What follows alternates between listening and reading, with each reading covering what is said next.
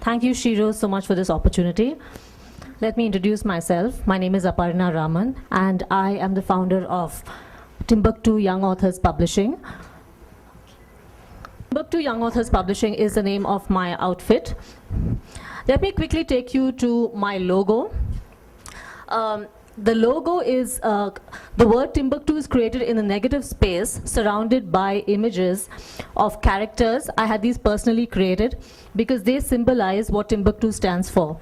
So if you look closely, you see a variety of little monsters and quirky characters who are doing very unusual things. So you have a fish on the hula hoop, and you have a pig with wings. So essentially what I mean to say is that Timbuktu stands for the imagination. It's no holds barred, and it's a place that can really take you far, because the imagination is supposed to take you far. Okay, so who am I? What really makes me special? Now, what makes Timbuktu unique is that it is a for kids by kids publishing platform. We already have many publishers who publish adults writing for children, but I wanted to give children an opportunity for self-expression. Launched last year, and initially the idea stemmed from a creative writing workshop. I teach creative writing, and the output was so excellent that the result was a printed book. So once the workshop was over, I really wanted to give the children who had a blast at the workshop something that they could keep for posterity. So I edited it, had it illustrated, designed, and printed by a group of vendors I work with. We're a small team. And the book was published in December 2013, and there was no looking back after that. The media interest was, I'm very lucky to say, considerable. So in purely marketing terms, if that's who I am, now why should you buy me? It is the first of its kind publishing model. I publish child authors as young as 6 up to 16. And there are end-to-end services. So children they can already come to me with a written piece, or they can attend a workshop and write a piece at my workshop. You can have it illustrated, you can illustrate it yourself. So the number of options are considerable. Like I said, this is a whole new market that we've tapped. There is already a large market for adults writing for children, and I think the ideas that children come up with, no adult can really think of. So I think that's what really makes this unique. So what did this really stem from? The fact that, you know, as parents, we all know that all our children doodle, we create, write, draw all the time, and most of the time they're just scraps of paper. Now, you know, if you tap on on sentiment and nostalgia as a critical trigger, you find that this can be fabulous memorabilia if it's preserved in some sort of tangible form, whether it's, you know, technological or, you know, online or offline. So, and plus, from all the feedback, it's extremely motivating for children to see their work in print. Given that nowadays children are not reading as much as they used to, I think this is a significant value add from what I've heard from parents, because it encourages children to continue reading and writing. Lastly, which is something I intend to do this coming year, is that there's a terrific opportunity for merchandise, and this is a way you can connect with a child's life in so many ways, in so many integrated ways. Okay, so this is about figures. The first year was devoted largely to brand building, because it's a new segment, so you need to develop a loyal, you know, customer base, and it's largely through the parent network, through schools. And it was a pilot project, completely self-funded, extremely reasonably priced. And in fact, in the first year, the cost of production did exceed sales, but that is quite deliberate. I was not looking at something that is hugely revenue generating in the beginning. I wanted it to become, you know, completely. I wanted to build, I wanted to get loyalty and, you know, win over customers first and deliver on quality, on the promise. So as you can see, the fee is extremely reasonable. This year, 2014, there's been considerable progress. So I started off by publishing 7 authors in Bangalore. This year, I had my first poetry collection outside Bangalore, as well as my first international commission order. Once again, this is again very reasonable, but this has led me to further contacts in overseas markets, and I'm looking at tapping this market going forward in order to make this feasible revenue-wise. Close the order with an anthology, Wackylicious, of 15 authors. Can't say it's, I think it's kind of broken even, but can't say it's, terrific in terms of business, but I'm definitely happy with the enormous amount of leverage, equity, and returning customers. So the brand building highs, extremely excited to be featured by the Economic Times in just about a year of starting. National media coverage. But my priority is, of course, my word-of-mouth client referral through parents, through schools, and, of course, my workshop. I do a lot of events. I work with schools. I work with theater groups like Jagrati. So they give me a database. They also drive traffic to publishing, because what gets written at all these events then is an opportunity to publish and to encourage children further.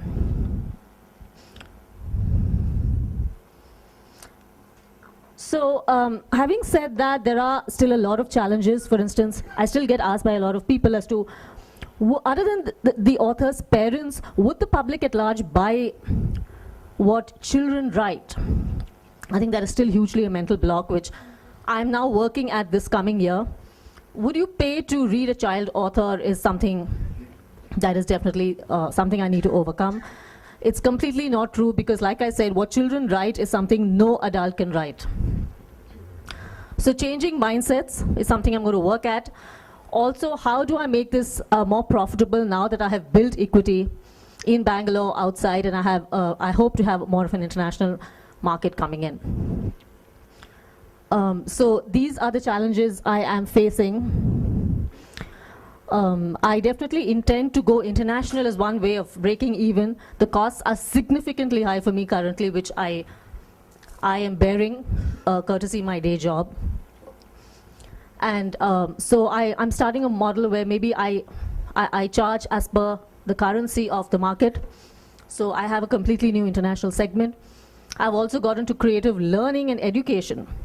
So there are many new verticals in Timbuktu. So now merchandise is a whole new exciting area which I'm getting into. So whatever the child writes or creates, in whichever manner, can look beautiful if converted, if extended into wallpaper, t-shirts, toys, bed linen, so on and so forth. I have also signed up with Mango Sense, a digital platform for their downloadable Android apps. And they in turn have a huge international client base of American schools, and also have a more effective distribution policy.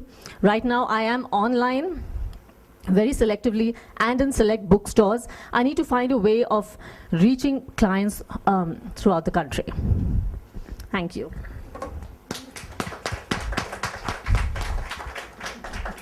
I just want to very quickly share some of the illustrations. I have a very talented team of designers and artists and illustrators.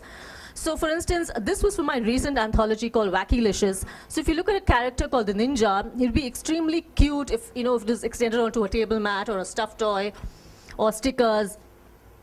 Similarly, this is a story about a dog that started speaking. So what would you do if your dog started speaking one day? These are ideas that come up in my workshop. So it's essentially about getting children to think more creatively. So I'm going to be going to schools also with competitions, writing competitions. This is about a boy who peeled a banana and he finds a fish inside. I mean, if you look at the beautiful illustrations, it will make a marvelous, even like linen or a wall hanging. This is a book. It's just launched in December. And So this is the book that went internationally. My first international author in London. He's a 7-year-old boy. So he's created somebody called an ice cream robot, and they are going to be, they have commissioned some merchandise based on these characters. So this is an ice cream robot, and there's a little alien in the picture, and a lion. It's about a lion who befriends an alien. So that's my plan going forward. Thank you so much for listening.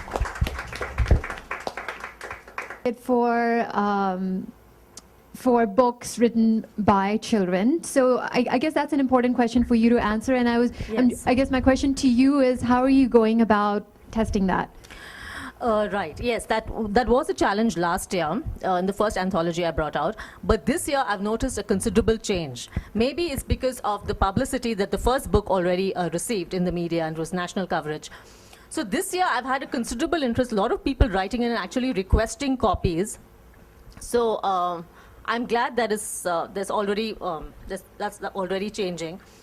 Another way of tackling this is, I'm getting into, like at libraries, I'm getting into a separate kiosk, which is like a by kids for kids kiosk, which at Attagalata they've offered me a kiosk, or even like a lending library format, where you have a separate package, which is kid-authored books. So I'm slowly trying to get into some marketing initiatives to change awareness. Okay, because I'm just wondering where the greater interest is. Yes. Is it in people buying books written by children? Yes. Or is it in just simply having a platform where kids can express their creativity? Right. In which case, if it's the second one, if it's Yes. really just allowing kids to express their creativity, Yes. then I think, especially from a cost perspective, Right. one thing that could bring that down is if you create some sort of self-publishing element. So Yes. as a parent, I know I would be interested in having my child Yes. Correct. express his or her creativity and have a platform as an outlet for that. So, Yes. so I started parents may that. be willing to I'm sorry, funding that. maybe should I play that again? The first year it was self-funded, but the second year I started a self-publishing format where I charge, it's like a bundle price. And sorry, I mentioned that. It's so it's like a set of books, free books. There's a launch event and media publicity. So it's like a bundle. There's a price for that. So I did start a self-publishing element. Sorry, I think I turned that very quickly, that slide. Yeah. And yes, but even then I agree with you. It's still not terribly profitable because I've kept the prices very low because I just want to build a customer base first. And even for my international client, the prices were very reasonable. So I think I need to look at that. I need to look at the pricing. So I think subscription and trying to get, if there are creative children, and especially if you're trying to get them early, Yes. is can you have a continued